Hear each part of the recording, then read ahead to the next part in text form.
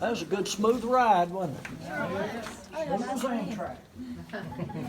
Okay, this mine's here opened in 1890. The Phillips family on this property out front, they were farming. So one day digging post holes, found this seam of coal.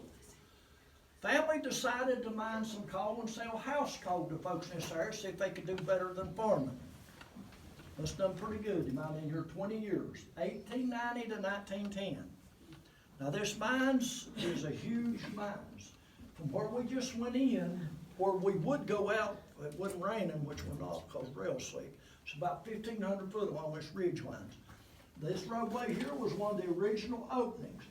The other one's to the left of it. They're both covered up now. This mines goes over 2 miles down this direction here, all the way out through Crab Orchard.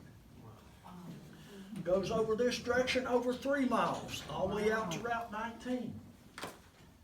Reason it's so big, these coal companies were mining on each side of it, eventually cut into it. But that's the reason the coal companies, or the Phillips family shut down, because coal companies started selling coal cheaper than them, put them out of business. So this mine sits here 1910 to 1959. City of Beckley purchased this, took 2 years over, a little over 2 years to make this into a tour mine. Started giving tours in June of 1962. We usually have over 50,000 people per year come through here from all over the world, except last year. It was a bad year for all of us. About 3 years ago, we had that World Scout Jamboree up here. We had almost 60,000 that year, maybe a little over. Had an old man and woman from Europe, I'm trying to think. Maybe Austria. They spoke good English. They were well in their 80s, upper 80s, sat back here in the middle. When that old man sat down, he went to sleep. He slept this whole tour. One thing I could figure is a coal miner would be able to do that. We got outside, I was letting them off on this side, and I looked over and his wife was shaking him hard. I mean, she was shaking him pretty hard. Then you think something wrong with him. Walked around on that side.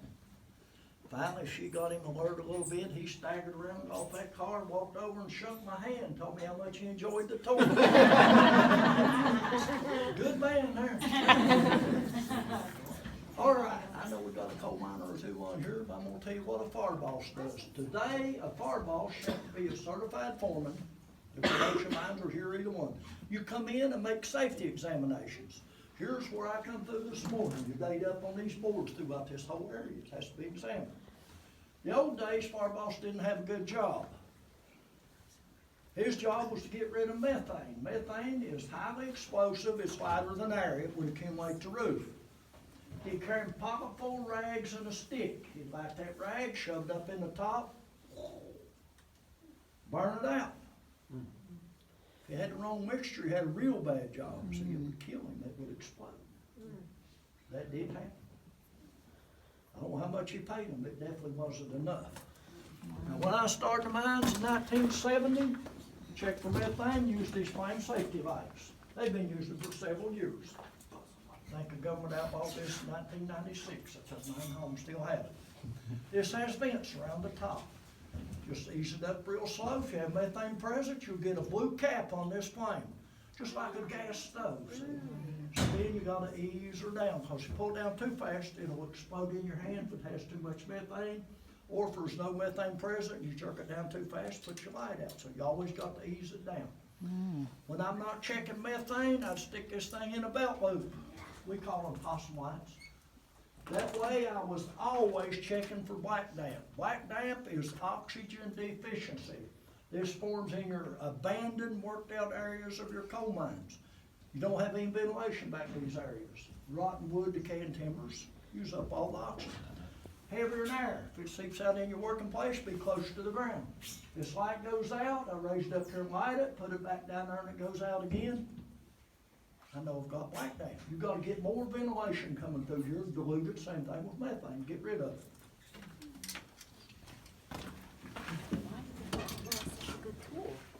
In the old days, check for methane, or black damp, not methane, they use this little critter right here. A canary. It gives food and water, save him down on the ground, as long as he's a chirping and carrying on. He's a happy critter. They don't hear him, they crawl back, check on him, he's flopped over like this one. Just saved a miner's life, see. These little birds saved thousands of miners' lives. Had a lady here, I don't know, 2 or 3 months ago from Canada, said that her grandfather or great-grandfather used these when they dug the sewer lines under the city of Montreal. So they use them everywhere for the same thing, see. Plus they're good pets if you can find them. Some of the early lights they used in the mines was candles. That wasn't very good, lanterns wasn't either. So they went to this teapot. There's a little spout in it with a wick. They'd carry a can of lamp oil, kerosene, fill that thing up, light it, stick it on the side of their hat. Burn for about an hour. This was no better than a candle, really. So to make the big improvement, they went to the carbide lights in the middle of 1850s, 60s, somewhere in that time frame. This has calcium carbide chips in it.